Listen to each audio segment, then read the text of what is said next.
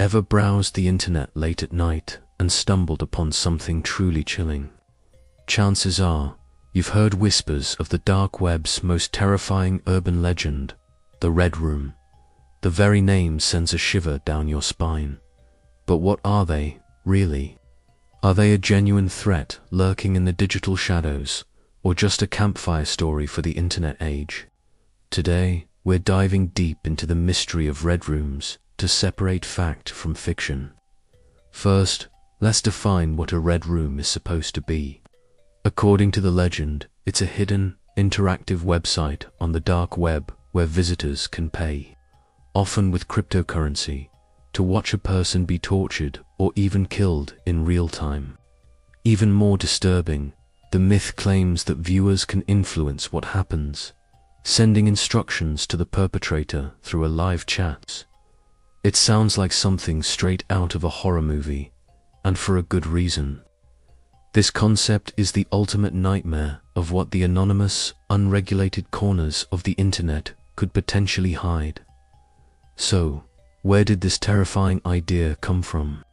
The term itself is believed to have originated from a Japanese animated horror short called Red Room from the late 90s. In the story, a pop-up ad appears on a computer screen asking, "Do you like the Red Room?" Anyone who sees it meets a grim fate. But the modern concept really took off around 2010, fueled by creepypasta stories and forums discussing the deepest, darkest parts of the web. It blended the anonymity of the Tor network with our deepest fears about human cruelty, creating a perfect storm for a viral urban legend. Now for the big question. Have any real red rooms ever been discovered? The short answer, thankfully, is no. Despite countless investigations by law enforcement, cybersecurity experts, and curious journalists, not a single verifiable red room, as the legend describes it, has ever been found. Think about the technical challenges. Streaming high-quality, interactive video is difficult enough on the regular internet. Doing it on the Tor network, which is designed for anonymity and deliberately slows down traffic, would be practically impossible. The bandwidth just isn't there to support a stable, live broadcast, let alone an interactive one. So, if they're not real, why does the legend persist? Part of the reason is because people have tried to fake them.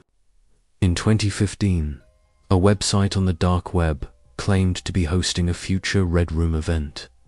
It created a huge buzz online.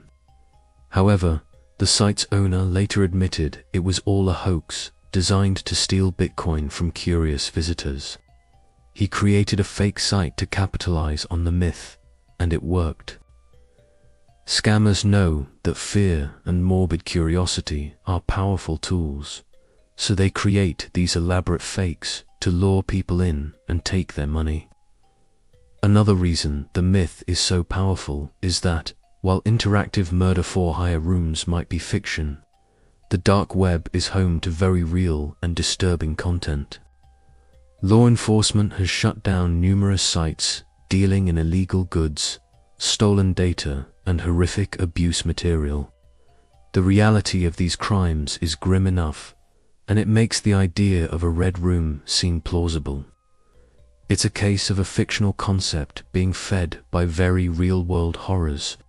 The line between what's real and what's a story gets blurred. There was also a case that many people mistakenly linked to red rooms, the story of Peter Scully in the Philippines. He created and distributed sickening videos of abuse. However, his operation wasn't a live, interactive red room.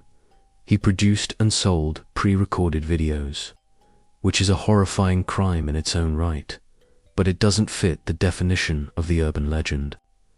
News reports sometimes used the term red room loosely, which only added to the public confusion and fear, further cementing the myth in our minds. So, what have we learned? The concept of the interactive, live-streamed red room is an urban legend, a product of internet folklore and our collective anxieties about the digital world. The technical hurdles make it nearly impossible, and all supposed evidence has turned out to be a hoax, a scam, or a misunderstanding of other real crimes. However, the story of Red Rooms serves as a powerful reminder. It highlights the importance of being cautious and critical of what we see online. The internet has dark corners, and while the most sensational stories might be fiction, real dangers do exist. It's a conversation about digital safety, media literacy, and understanding the difference between a scary story and a genuine threat. If you ever feel overwhelmed or disturbed by things you encounter online, please remember that it's okay to step away and talk to someone. There are resources available, like the crisis text line and other mental health services, that can provide support. Your well-being is what matters most. Thanks for joining me on this deep dive into one of the internet's most enduring and unsettling mysteries. It's a fascinating look at how myths are born and spread in the digital age. What other internet mysteries should we explore next? Let me know in the comments below. And if you found this interesting, don't forget to like, subscribe, and hit that notification bell for more content. Stay safe and stay curious.